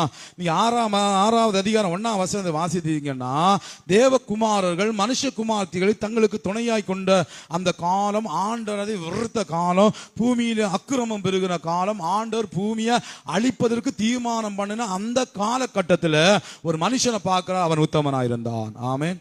அப்ப உத்தமமாய் வாழ்வது லகுவு. யோபுடைய புஸ்தகம் 1வது அதிகாரம், யோபுடைய புஸ்தகம் 1வது அதிகாரம் 1வது வசனம் சொல்லுகிறது, ஊர்ஸ் தேசத்துல யோபு என் பேர் கொண்ட ஒரு மனுஷன் இருந்தா, அந்த மனுஷன் உத்தமனும் சன்மார்க்கனும் தேவனுக்கு பயந்து பொல்லாப்புக்கு விலகுறவனுமா இருந்தான். யோபுவை குறித்து சொல்லப்பட்ட இவனும் ஆதி காலத்தில் வாழ்ந்தவன். எல்லாரும் சொல்றாங்க ஆபிரகாமுடைய அந்த சமகாலத்தவன் என்று சொல்லி. இன்னொரு வேத பண்டிகை சொல்றாங்க, இஸ்ரவேல் ஜனங்கள் எகிப்தில் இருந்த காலகட்டத்தில் இன்னொரு இடத்துல அந்த ஊர்ஸ் என்கிற தேசத்திலே வாழ்ந்து வந்தவன் தான் இந்த யோபு என்று சொல்றாங்க. அப்ப அந்த காலத்திலே உள்ள யோபு அந்த காலத்தில் வாழ்ந்தவர்களுக்குள் உத்தமனாயிருந்தான். ஆமென். ஏசாயாவின் புத்தகம் 38வது அதிகாரம், ஏசாயாவின் புத்தகம் 38வது அதிகாரம் அவருடைய 3வது வசனத்தில் வாசிக்கும் போது ஒரு மனுஷன் ஆண்டவரிடத்தில் பேசுகிறான். பேசி என்ன சொல்லுகிறான் எடுத்துக்கொள்ளுங்க. ஏசாயாவின் புத்தகம் 38வது அதிகாரம் 3வது வசனத்தை வாசிங்க. கர்த்தாவே, நான் உமக்கு முன்பாக உண்மையும் மன உத்தமமாய் நடந்து உமது பார்வைக்கு நலமானதை செய்தேன் என்பதை நினைத்தருளும் என்று விண்ணப்பம் பண்ணி. ஏசாயா மிகவும் அழுதான், எசேக்கியா மிகவும் அழுதான். அல்லேலூயா. எசேக்கியா என்கிற ராஜாவை குறித்து சொல்லப்பட்டிருக்கு. அவன் சொல்றான், ஆண்டவரே, உமக்கு முன்பதாக நான் மன உத்தமமாய் நடந்தேன். நம்மளால சொல்ல முடியுமா? தாவீது சொல்லுவானா? சாலோமன் சொல்லுவானா? மற்ற ராஜாக்கள் சொல்லுவாங்களா? அந்த ராஜாக்களின் வரிசையில் ஒரு மனுஷன் எசேக்கியா என்கிற ஒரு மனுஷன், ஒரு ராஜாவுனா சுகபோகமான வாழ்க்கை வாழுகிறவன். ராஜாவுக்கு எப்படி வேணாலும் வாழலாம். ஆனா அப்படிப்பட்ட ராஜரீக வாழ்க்கை வாழுகிற ஒரு மனுஷன் சொல்றான், ஆண்டவரே, உமக்கு முன்பாக நான் மன உத்தமமாய் நடந்தேன். அல்லேலூயா. ஒரு மனுஷன் வாழ்ந்திருக்கிறான். 4வது லூக்கா எழுதின சுவிசேஷம் 23வது அதிகாரத்தில், லூக்கா எழுதின சுவிசேஷம் 23வது அதிகாரத்தை எடுத்துக்கொள்ளுங்க எல்லாரும். லூக்கா எழுதின சுவிசேஷம் 23வது அதிகாரம் அதனுடைய 50வது வசனத்தை வாசிங்க. யோசேப்பு என்னும் பேர் கொண்ட ஒரு ஆலோசனைக்காரன் இருந்தான், அவன் உத்தமனும் நீதிமான்மா. இயேசு வாழ்ந்த காலத்தில் வாழ்ந்த ஒரு மனுஷனை குறித்து சொல்லப்பட்ட ஒரு ஆலோசனைக்காரனை குறித்து சொல்லப்பட்டிருக்கிறது. அவன் உத்தமனும் நீதிமானுமா இருந்தான். 5வது யோவான் எழுதின சுவிசேஷம் 1ஆம் அதிகாரம், யோவான் எழுதின சுவிசேஷம் 1வது அதிகாரம் 47வது வசனம் விதமா சொல்லுகிறது. யோவான், இயேசு நாத்தான் வேலை கண்டு அவனை குறித்து, இதோ கபடற்ற உத்தம இஸ்ரவேலன். ஆமென். கபடற்றவன், கபடற்ற உத்தம இஸ்ரவேல். உத்தம இஸ்ரவேல் என்ற ஆண்டவர் ஒரு மனித நாத்தான்வேல் என்கிற ஒரு குறித்து சாட்சி ஆண்டவர் சொல்றார். அவன் உத்தமனா வாழ்ந்திருக்கிறான். ஆமென். ரோமர் 16 அதிகாரம் 10 வசனம். ரோமர் 16 அதிகாரத்தில் 10வது வசனத்தில் வாசிக்கும் போது அங்கே ஒரு மனிதனை குறித்து பவுல் அங்கே சொல்லி வருகிறார். ரோமர் 16:10 கிறிஸ்துவுக்குள் உத்தமனாகிய அப்பல்லோவை வாழ்த்துங்கள். ஆமென். அல்லேலூயா. இங்க ஒரு அப்பல்லோ என்கிற ஒரு மனுஷன் குறித்து கிறிஸ்துவுக்குள் உத்தமன். ஆமென். நிறைய பேரை சொல்லி போகலாம். 6 பேருடைய பெயர்களை வச்சிருக்கிறேன். நோவா, யோபு, எசேக்கியா, யோசேப்பு, நாத்தான்வேல், அப்பல்லோ. இவங்க 4 பேர், இவங்க 6 பேரும் உத்தமர்கள் விளங்க பண்ணினாங்க. அப்படின்னா வெள்ளாங்கோடு ரச்சனை செய்ய யாரும் உங்களை நீங்கள் உத்தமர்கள் என்று விளங்க பண்ண முடியும். கரங்களை தட்டி. உத்தமமாய் நடக்கிறவர்களுக்கு உண்டாகிற ஆசீர்வாதங்கள் என்ன, உண்டாகிற நன்மைகள் என்ன? எண்ணாகமம் 14 அதிகாரம், எண்ணாகமம் 14 அதிகாரம் 24வது வசனம். எண்ணாகமம் 14. என்னுடைய தாசனாகிய காலேப் வேற ஆவிய உடையவனாய் இருக்கிறதுனாலும் உத்தமமா என்னை பின்பற்றி வந்ததினாலும் அவன் போய் வந்த தேசத்தில் அவனை சேர பண்ணுவேன், அவன் சந்ததியார் அதை சுதந்திரித்துக் கொள்வார்கள். நல்லா கவனிங்க. ஒரு முக்கியமான ஒரு வாழ்க்கை இந்த காலேப்புடைய வாழ்க்கை.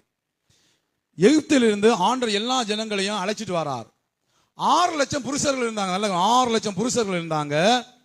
அந்த 6 லட்சம் புருஷர்கள்ல ஒரு 12 பேரை மோசே தெரிந்து கொண்டு ஒரு நாட்டுக்கு கானான் தேசத்தை அனுப்பி வைக்கிறான். போய் அந்த இடத்தை போட்டு பார்த்துட்டு வாங்க அப்படின்னு சொல்லி அனுப்பி வைக்கிறான். 12 பேரும் போயிட்டு திரும்ப வந்தாங்க. வந்துட்டு அந்த 10 பேர் மக்களை குழப்பிட்டாங்க. அந்த இஸ்ரவேல் சபையை குழப்பிட்டாங்க. 10 பேர். 2 பேர் காலேப் யோசுவா 2 பேரும் சொன்னாங்க, இல்ல கர்த்தர் நமக்கு அந்த தேசத்தை தருவா அப்படின்னு சொன்னோன்னா யாரும் நம்ப தயாரா இல்லை. அவனுக்கு விரோதமா கல் எடுத்து எரிய பார்த்தாங்க. அப்பவும் காலேப் சொல்றான், இல்ல கர்த்தர் நமக்கு தேசத்தை தருவா, ஆண்டவர் நம்ம கூட இருக்கிறாரு, நீங்க தப்பு பண்ணாதீங்க, ஆண்டவரை நம்புங்க நம்புங்க. ஒருத்தர் நம்புற பாடு இல்லை. கர்த்தருக்கு பயங்கர கோபம் வந்துடுச்சு. அந்த இடத்துல ஆண்டவர் அந்த ஜனங்களை சபிக்கிறார். ஆண்டவர் என்ன சொன்னார் தெரியுமா? இந்த வசனங்களை நீங்க தொடர்ந்து வசனம் வரல. எகிப்திலிருந்து புறப்பட்டு வந்ததுல இந்த காலேப்பும் யோசுவாவும் தவிர மீதி ஒருத்தனும் கானானுக்குள்ளால. ஹலோ, வெள்ளாங்கோடு ரச்சனை செய்ய ஆலயத்தில் இருக்கிற இல்ல ஆண்டவர் இல்ல 2 பேரை மட்டும் சொல்லி நீங்க உங்க 2 பேரை தவிர ஒருத்தனும் பரலோகத்துக்கு வரமாட்டான்னு சொன்னா நம்ம வாழ்ந்துதான் என்ன பிரயோஜனம்? அவங்க இஸ்ரவேல் தேவர்கள் எகிப்திலிருந்து புறப்பட்டு வந்துதான் என்ன பிரயோஜனம்? 10 வாதைகள் தேவன் எதற்கு அனுப்பினா? அந்த 2 பேருக்காகவா? சொல்லுங்க. செங்கடல் எதற்கு பிளந்தார்? அந்த 2 பேருக்காகவா? ஆனா எகிப்து வந்து 2 பேர் தான் போறான். வேதம் சொல்லுகிறது அவங்க உத்தமமா என்னை பின்பற்றினபடினாலே. கரங்களை தட்டி. அப்ப உத்தமமா நீங்க வாழ்ந்தீங்கன்னா இந்த உலகத்துல சொல்லுவான், அந்த தேசத்தை உன் பிள்ளை சுதந்திரிப்பாயா, உன் பிள்ளை ஆசீர்வாதமா இருப்பான், உன் சந்ததி சுதந்திரிப்பான். இந்த பூமியிலையும் நீங்க ஆசீர்வாதமா இருப்பீங்க, பரலோகத்திலும் ஆசீர்வாதமா இருப்பீங்க. ஆமென். 2 நாளாகமம் 19 அதிகாரம், 2 நாளாகமம் 19 அதிகாரம் 11வது வசனத்தில் கடைசி பகுதி சொல்லுகிறது, உத்தமனுக்கு கர்த்தர் துணை. எந்த மனுஷன் உத்தமமாய் வாழ்கிறானோ அவனுக்கு துணையா உலகம் ஒருவேளை இல்லாம இருக்கலாம், உலகத்தினுடைய மக்கள் இல்லாம இருக்கலாம், ஆனா வேதம் சொல்லுகிற உத்தமனுக்கு கர்த்தர் துணை. சங்கீதங்கள் 37 சங்கீதம் அதுல 19 வசனம் சொல்லுகிறது, நீ உத்தமனை பார்த்து கொண்டே இரு, நீ உத்தமனை பார்த்துட்டே இரு, அந்த உத்தமமாய் நடக்கிற மனுஷனுடைய முடிவு சமாதானம். ஆமென். அல்லேலூயா. நீதிமொழிகள் 2 அதிகாரம் 7 வசனம் சொல்லுகிறது, உத்தமனுக்கு கர்த்தர் கேடகமா இருக்கிறா. அப்படின்னா உத்தமனை கர்த்தர் பாதுகாக்கிறா. உத்தமனை ஒருத்தனும் தொட முடியாது. 5வது நீதிமொழிகள் 28:18 சொல்லுகிறது, ஆண்டவர் அவர்களுக்கு ரட்சிப்பா விளங்குகிறார். அல்லேலூயா. உத்தமனை கர்த்தர் உத்தம வாழ்க்கை கர்த்தர் ரட்சிக்கிறார், அவங்களை கர்த்தர் காப்பாற்றுகிறார். 6வதாக யாக்கோபு 1 அதிகாரம் 12 வசனம் எடுத்துக்கொள்ளுங்க. வாசிங்க அந்த வசனத்தை. யாக்கோபு 1 அதிகாரம் 12வது வசனம். சோதனையை சகிக்கிற மனுஷன் பாக்கியவான், அவன் உத்தமன் என்று விளங்கின பின்பு கர்த்தர் தம்மிடத்தில் அன்பு கூறுவர்களுக்கு வாக்குத்தத்தம் பண்ணின ஜீவ கிரீடத்தை பெறுவான். ஆமென். உத்தமமான வாழ்க்கையை வாழுகிறவர்களுக்கு கர்த்தர் அவர் தங்களை உத்தமமாக விளங்க செய்த பொழுது கர்த்தர் அவளுக்கு ஜீவ பரலோகத்தின் ஆசீர்வாதமாக ஜீவ கிரீடத்தை கொடுக்கிறார். ஆமென். ஆமென். உத்தமர்களுடைய வாழ்க்கை பிள்ளைகள் ஆசீர்வாதமா இருப்பாங்க. உத்தமர்கள் கர்த்தர் துணையா இருப்பா. உத்தமருடைய முடிவு சமாதானமா இருக்கும். உத்தமர்களை கர்த்தர் பாதுகாப்பா. உத்தமர்களை கர்த்தர் ரட்சிப்பா. உத்தமர்கள் கர்த்தர் மகிமையான ஆசீர்வாதமாகிய ஜீவ கிரீடத்தை கொடுப்பார். ஆமென். அல்லேலூயா. ரெண்டே மனிதனுடைய வாழ்க்கையை கொஞ்சம் சுருக்கமா சொல்லி நிறைவு செய்ய போகிறோம். முதலாவது சாலோமன். ரெண்டு மனிதனுடைய வாழ்க்கை நமக்கு நிறைய பாடங்களை கற்றுக் கொடுக்கிறது. சாலோமனுடைய வாழ்க்கை நமக்கு நல்லா தெரியும். அவனை போல ஒரு ஞானமா உலகத்துல ஒருத்தனும் இல்லை. அந்த அளவுக்கு பெரிய ஞானமா அவன் உலகத்திலே பெரிய அதிசயமாகிய தேவாலயத்தை கட்டினவன். அவன் காலத்துல ஒரு ராஜா கூட அவனை எதிர்த்து வர முடியாத அளவுக்கு பெரிய பராக்கிரமசாலியா இருந்தான். அவன் காலம் அப்படி பொற்காலம் என்று சொல்லலாம். இஸ்ரவேல் ஜனங்களுடைய பொற்காலம் அவன் காலம். அவ்வளவு மகிமை. அவனை போல ஒரு ராஜா உலகத்தில் எவனும் வந்ததில்லை, இதுவரையும் வந்ததில்லை. அப்படிப்பட்ட கனத்துக்குரிய ஒரு ராஜா. ஆமென். ஆனா அவன் வாழ்க்கையை பற்றி என்ன சொல்லுதுன்னா, 1 ராஜாக்கள் 11வது அதிகாரம் 4ஆம் வசனத்தை எடுங்க. சாலோமன் வயது சென்றபோது அவனுடைய மனைவிகள் அவன் இருதயத்தை அந்நிய தேவர்களை பின்பற்றும்படி சாய பண்ணினார்கள். அதனால் அவனுடைய இருதயம் அவன் தகப்பனாகிய தாவீதின் இருதயத்தை போல தன் தேவனாகிய கர்த்தரோடு உத்தமமா இருக்கவில்லை. அல்லேலூயா. ஒன்ன வச்சு அவன் சந்தோஷப்பட்டிருக்கணும். ஆமென். அல்லேலூயா. ஒன்ன வச்சு அவன் சந்தோஷப்பட்டிருந்தா அவன் ஞானவானா விளங்கின போல மகிமையா அவன் வாழ்க்கை முடிஞ்சிருக்கும். ஆனா காணுறதெல்லாம் அவனுக்கு வேணும். காண்றவளெல்லாம் தன் மனைவியாக்கி கொண்டான். 1000 பேரை தனக்கு சொந்தமாக்கி கொண்டான். வாழ்க்கையில நாசமா போனான். அல்லேலூயா. தேவன் நமக்குன்னு ஒரு வாழ்க்கை துணையை தந்திருப்பார். தேவன் நமக்குன்னு ஒரு துணையை தந்திருப்பார். அது ஓத்திரப்படுத்துதோ சஞ்சலப்படுத்துதோ அதுதான் நம்முடைய வாழ்க்கை துணை. வேதம் சொல்லுது ஏற்ற துணை. சோதனம் அதுபோல நமக்கு கிடைக்கலன்னா நம்ம உருப்பட மாட்டோம். அது வேற. நிறைய ஆண்கள் உருப்படுவது காரணம் மனைவிகள் தெரியுமா? நான் ஏற்கனவே சொல்லி இருக்கிறேன். நிறைய பேரோட வாழ்க்கையில கல்யாணம் நடக்காம இருந்தா அவன் நாசமா போயிருப்பான். அல்லேலூயா. அல்லேலூயா. ஏன் ஊரு சுத்திட்டு கிடைக்காங்க. ஒரு கல்யாணத்தை பண்ணி வைப்பா சரியாவான். பாத்தீங்களா? அப்படி ஊரு சுற்றி கிடந்து சரி பண்ணது பெண்கள் தான்.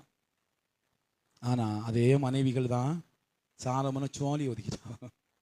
வேதம் சொல்லுகிறது சாலோமன் தன் தகப்பனை போல உத்தமமா இருக்கிற ஞானவான் ஐயா, பொருளாதாரத்தில் உயர்ந்தவன், ஐஸ்வர்ய சம்பன, அவன் சொர்க்க வாழ்க்கை வாழ்ந்தவன் பூமியிலே.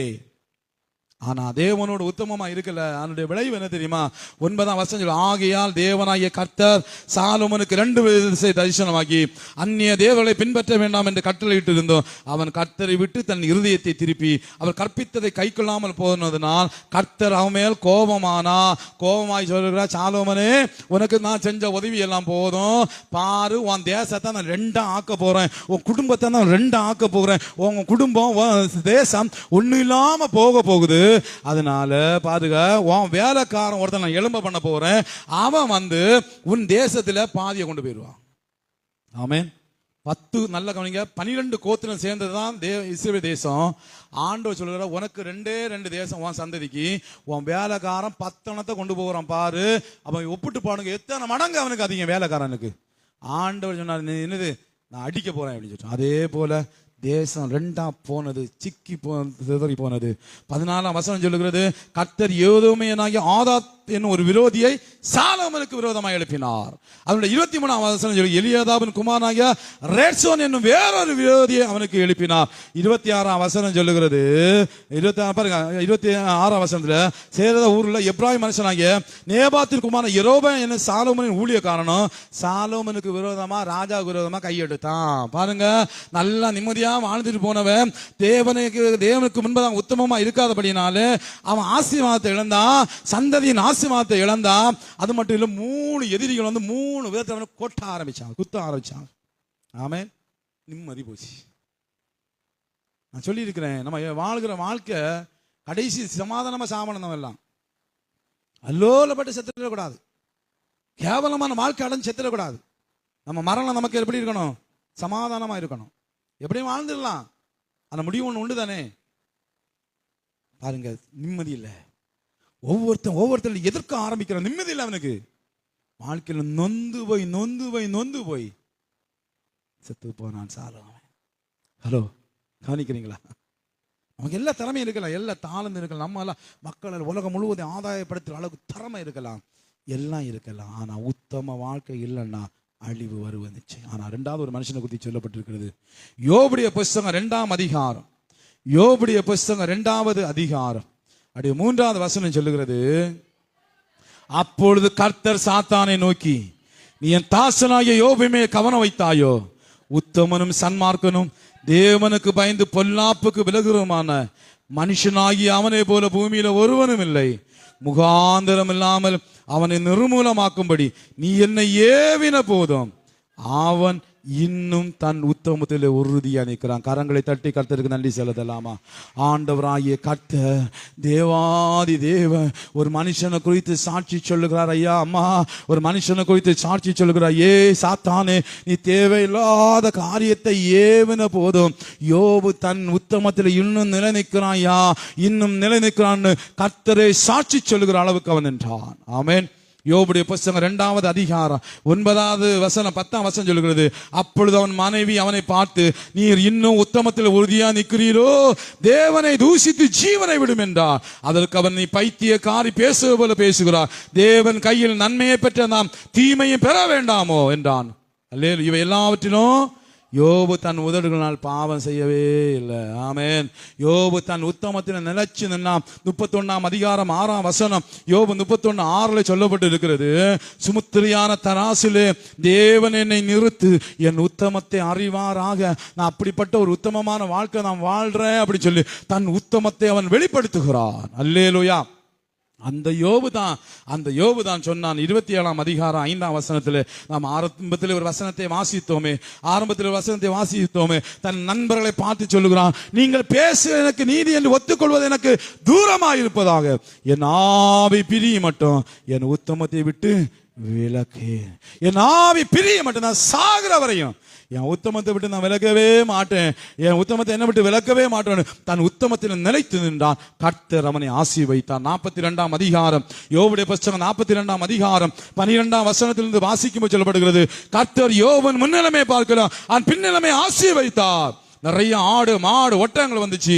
அவனு இழந்து போன 7 குமாரர்களை திரும்ப பெற்றுக் கொண்டான். 3 குமாரத்திகளை திரும்ப பெற்றுக் கொண்டான். 15ஆம் வசனத்தில் சொல்லப்பட்டிருக்கிறது, தேசத்தில் எங்கும் யோபின் குமாரத்திகளை போல சௌந்தரியமான பெண்கள் காணப்படவில்லை. அவர்கள் தகப்பன் அவர்கள் சகோதரன் நடுவில் அவர்களுக்கு சுதந்திரம் கொடுத்தான். அல்லேலூயா. இன்னைக்கு உலக அழகின்னு பட்டம் வாங்குவாங்க, எல்லாரோடும் மேக்கப் போட்டு தான் போய் வாங்குறது சோதரம். அதுல என்னது லேடி சூப்பர் ஸ்டார் சாதா போட்டதை பார்த்தா மனுஷன் பார்க்க மாட்டான். எல்லாரும் மேக்கப் போட்டு உலகத்தை அப்படியே இதை கவர்ந்துட்டு இருக்காங்க. வேதம் சொல்லுகிறது, யோபின் குமாரத்திகளை போல அந்த காலத்தில் அழகான பெண் ஒருவரும் இல்லை. அந்த அளவுக்கு கர்த்தர் மகிமையான வாழ்க்கையை கொடுத்தார். அல்லேலூயா.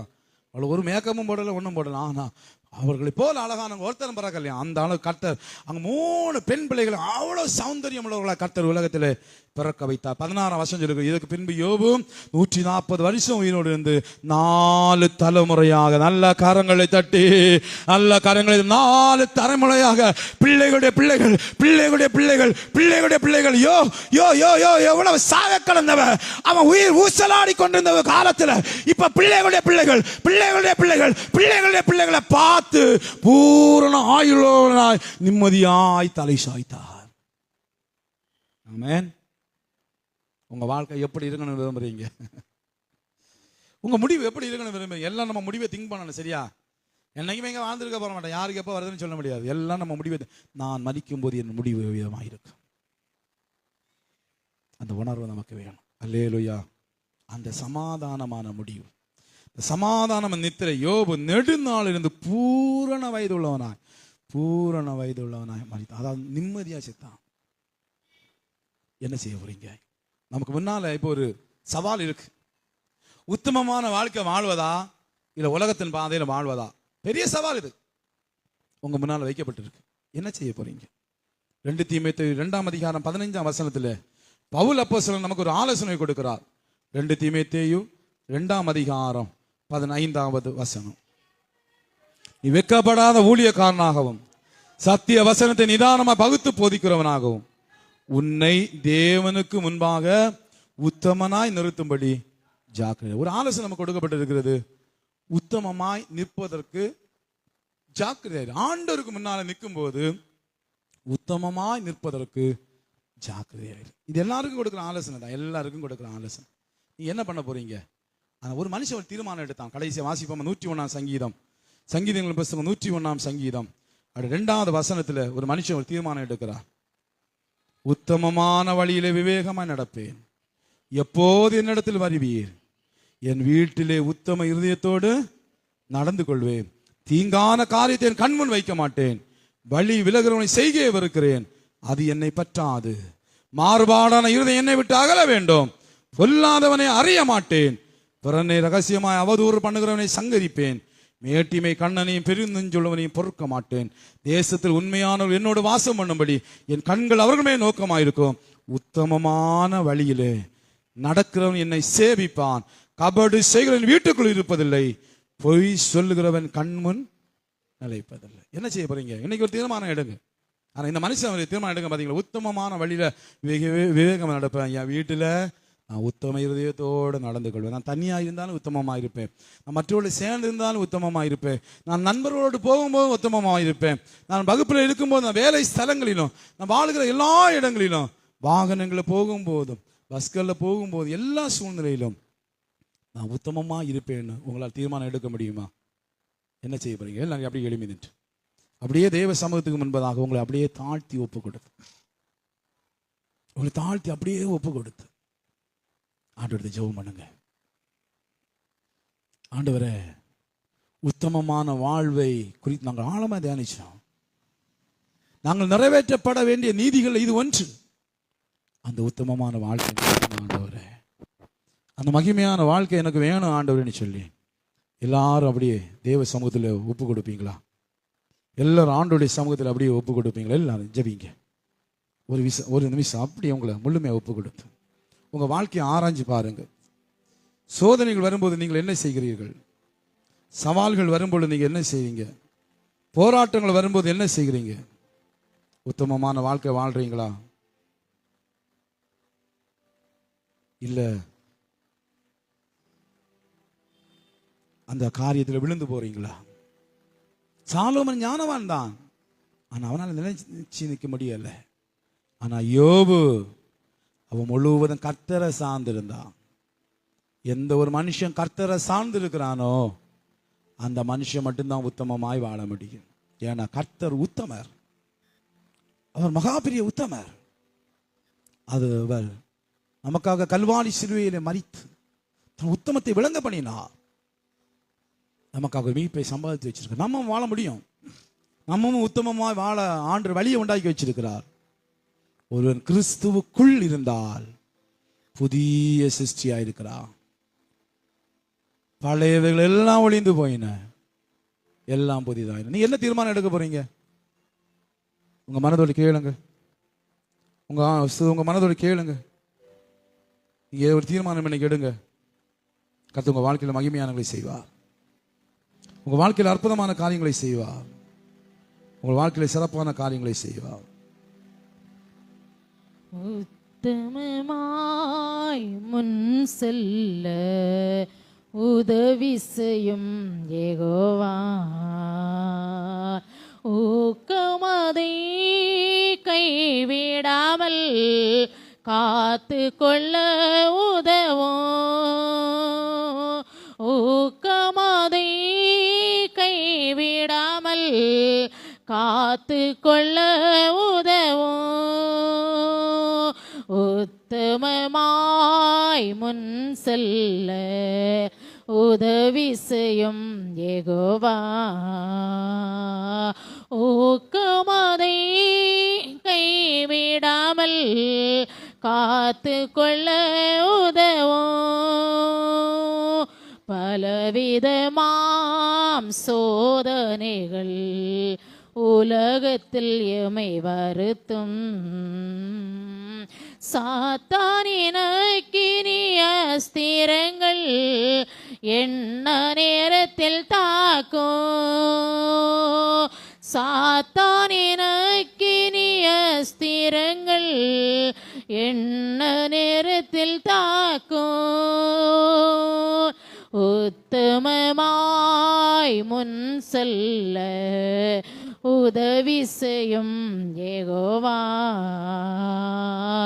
ஊக்கமதை கைவிடாமல் காத்து கொள்ள உதவும். ஊக்கமதை கைவிடாமல் காத்து கொள்ள உதவும்.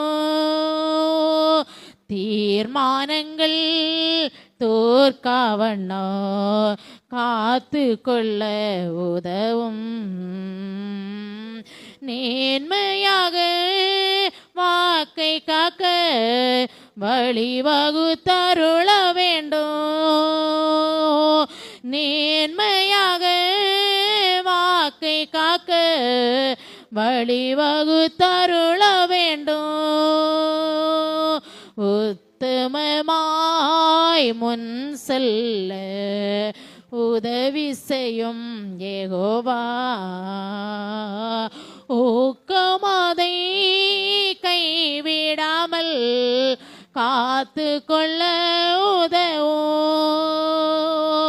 ஊக்கமதை கைவிடாமல் காத்து கொள்ள உதவும். அப்படியே தேவ சமூகத்திலே அப்பா என் வாழ்க்கையிலே நான் உத்தமமாய் நடக்க வேண்டும். என் ஆண்டவர் அதை என்னிடத்தில் எதிர்பார்க்கிறீர். ஆண்டவரே, என்னை அர்ப்பணிக்கிறேன், என்னை ஒப்பு கொடுக்கிறேன்னு சொல்லி கர்த்தருடைய சமூகத்தை நோக்கி ஜெபம் பண்ணுங்க. இந்த உலகம் பொல்லாங்கான உலகம், பாவம் நிறைந்திருக்கிற இந்த உலகம், சாத்தான் எப்பொழுது நம்மை தீமைக்குள் ஆக்கலாம் என்று தவித்து கொண்டிருக்கிற இந்த உலகம், தேவ சமூகத்திலே இந்த இடத்துல கூடி வந்திருக்கிற நாம் கர்த்தருடைய பலமும் கர்த்தருடைய கிருபையும் கர்த்தருடைய ஞானமும் இருந்தால் தான் ஒவ்வொரு நாள் இந்த உலகத்திலே உத்தமமாய் ஜீவிக்க முடியும். தாவீது தேவ சமூகத்திலே அறிக்கையிட்டானே, அவன் தான் ஒரு பொருத்தனை பண்ணானே, தீங்கான காரியத்தை என் கண்முன் வைக்க மாட்டேன், வழி விலகுதல் செய்கை வெறுக்கிறேன், மாறுபாடான இருதயம் என்னை விட்டு அகல வேண்டும், தீங்கான காரியத்தை கண்முன் வைக்க மாட்டேன், பிறரை ரகசியமாய் அவதூறு பண்ணுகிறவனை சங்கரிப்பேன். அந்த அறிக்கை நாமும் தேவ சமூகத்தில் சொல்லும்படியா இருக்கு. எல்லாரும் கர்த்தருடைய கருத்துல ஒப்பு கொடுப்போம். ஆண்டவரே, இந்த உலகத்தில் உத்தமமாய் வாழ்க்கை நாள விரும்புகிறேன் அப்பா, உத்தமமாய் நான் வாழணும் ஆண்டவரே. என்னுடைய முடிவு ஒரு நல்ல முடிவா இருப்பதற்கு, இந்த உலக ஓட்டம் எனக்கு நிறைவா இருப்பதற்கு, வாழ்கிற வாழ்க்கை உத்தமமா இருக்கணும் ஆண்டவரே. ஒப்பு கொடுத்து ஜெபம் பண்ணுங்க. தகப்பனை நோக்கி மன்றாடுவோமா. இயேசுவே, என் வாழ்க்கை எந்த விதத்திலும் அழுக்காயிரக்கூடாதப்பா, கரை ஆகிரக்கூடாது ஆண்டவரே. தகப்பனே, என் வாழ்க்கை ஒரு நாள் பாவத்துக்குள் ஆய்விடக்கூடாதப்பா. நீர் வாழ்வதற்கு தந்த இந்த உலகத்திலே என்னுடைய ஆவி ஆத்துமா சரீரம் முழுவதும் உம்முடைய வருகை மட்டும் குற்றமற்றதாய் காக்கப்பட வேண்டும் ஆண்டவரே. அப்படியே கேளுங்க. தகப்பனே, நான் வழுகி விழுந்துடக்கூடாது. எந்த மோசமான காரியங்களுக்கும் நான் வழுகி விழுந்துடக்கூடாதப்பா. நோவா தான் வாழ்ந்த காலத்திலே உத்தமனா இருந்தான். நாத்தான்வேல் கபடற்ற உத்தம இஸ்ரவேலன். நாம எப்படிப்பட்ட நிலைமையில இருக்கிறோம்? நம்முடைய வாழ்க்கை இதே வாழ்க்கை இருக்கிறதல்லாமல் ஒரு நேர்மையான வாழ்க்கை வாழும் போது நம்முடைய பேரை குறித்து நம்முடைய ஆண்டவர் சாட்சி சொல்லுவார். நம்முடைய பேரை குறித்து ஆண்டவர் சாட்சி சொல்லுவார். உத்தம இருதயத்தோடு வாழ்ந்து கொண்ட என் மகள் மகன் என்று ஆண்டவர் நம்மை குறித்து சாட்சி சொல்லுவார். அந்த வாழ்க்கை வாழ்வதற்கு நாம ஒப்பு கொடுப்போமா? நாம ஒப்பு கொடுப்போம். நாம ஒப்பு கொடுப்போம். ஏனென்றால் இந்த உலகம் ஒரு நாள் அழிந்து போகும். நம்முடைய ராஜாதி ராஜா வரும்போது நம்மை அவர் கரைதிரையற்ற மனவாட்டிகளாய் பரலோகத்துக்கு எடுத்துக்கொள்ள வேண்டும். அவருடைய வருகைக்கு நாம் ஆயத்தமுள்ளவர்களா இருக்க வேண்டும். திருடன் வருவது போல வருகிற அவருடைய வருகையிலே, நம்முடைய ராஜாதி ராஜா வருகிற வருகையிலே அவரோடு எடுத்துக்கொள்ளுகிற மனவாட்டிகளா இருப்பதற்கு இந்த உலகத்திலே உத்தமமான வாழ்க்கை வாழ வேண்டும் அல்லவோ? உலக மாயாபுரி அழிய போவது நிச்சயம். ரட்சகனே வருவது அது நிச்சயம். ரட்சகனே நீ ராஜாவாக வருவது அது நிச்சயம். உத்தமமாய் முன் செல்ல உதவி செய்யும் யெகோவா. ஊக்கமதை கைவிடாமல் காத்து கொள்ள உதவும். ஊக்கமதை கைவிடாமல் காத்து கொள்ள உதவும்.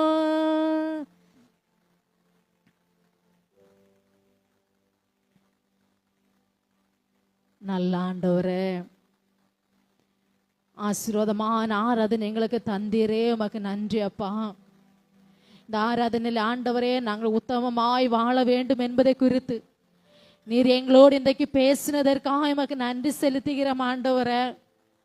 அப்பா, நீர் எங்களை ஆண்டவரே உம்முடைய இரத்தத்தால் கழுவி சுத்திகரித்து ஆண்டவரே எங்களுக்கு இரத்தத்தை சிந்தினீர் அப்பா. உம்முடைய இரத்தத்தால் கழுவப்பட்ட நாங்கள், சுத்திகரிக்கப்பட்ட நாங்கள் ஆண்டவரே, இந்த உலகத்திலே ஒரு நாள் நாங்கள் பாவத்துக்குள்ளாகி என்னுடைய உத்தமத்தை இழந்து விடக்கூடாது தகப்பனே. ஒவ்வொரு நாள் எனக்கு அறம் பிடித்து நடத்தும்படியாய் ஜெபிக்கிறோம் ஆண்டவரே.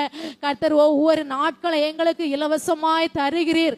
நீர் பெற்றுக்கொள்கிற ஒவ்வொரு நாட்களிலும் ஆண்டவரே, நாங்கள் பயன்படுத்துகிற ஒவ்வொரு நிமிடங்களிலும் கர்த்தருக்கு பிரியமாய் உண்மையாய் நேர்மையாய் இருந்து நேரத்தையும் இமை பொழுதையும் நொடி பொழுதையும் செலவழிக்க ஆண்டவர் கிருபை செய்யும்படியாய் ஜெபிக்கிறோம். ஆராதனையில கடந்து வந்து இந்த வார்த்தையை கேட்ட அன்பு பிள்ளைகள் ஒவ்வொருவரும் ஆண்டவரே ஒரு நாள் தன்னுடைய உத்தமத்தில் இருந்து வழி விலகி போய்விடக் கூடாது ஆண்டவரே.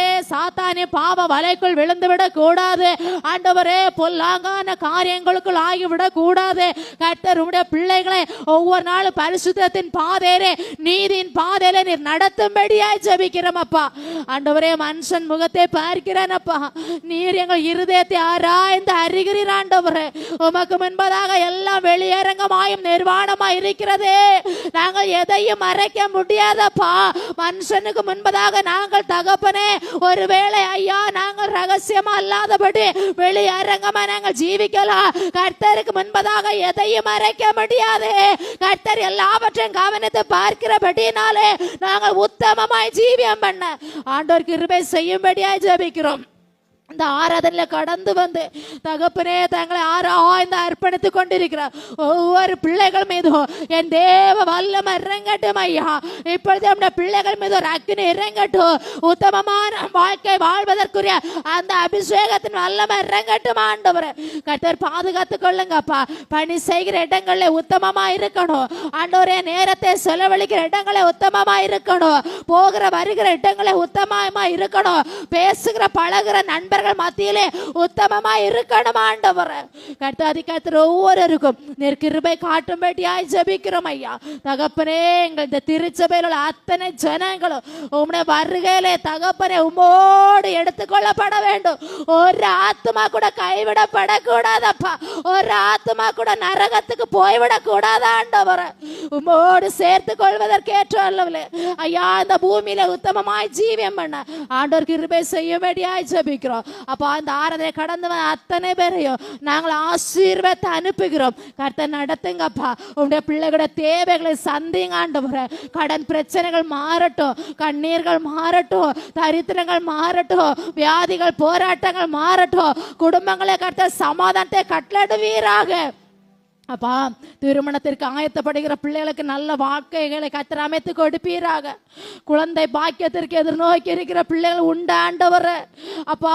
வருடங்கள் ஆகிறது, ஒரு பாக்கியம் இல்லையே என்று அந்த ஏக்கத்தோடு இருக்கிற பிள்ளைகளோட வாழ்க்கையில கர்த்தர் குழந்தை செல்வங்களை கொடுப்பீராக. பெற்றுக்கொண்ட குழந்தைகளை நேர்மையாய் ஒவ்வொருவரும் அப்பா வளர்த்துவதற்கு கர்த்தர் கிருபையாய் ஒவ்வொரு பெற்றோர்களுக்கும் ஞானத்தை கொடுப்பீராக. தகப்பனே, கடல் கடந்த அந்நிய இடங்களிலே படிக்கிற பணி செய்கிற எல்லாரையும் கர்த்தர் ஆசீர்வதிப்பீராக. தேவ கிருபை சமாதானமும் ஒவ்வொரு சூழ்ந்து கொள்ளட்டும்.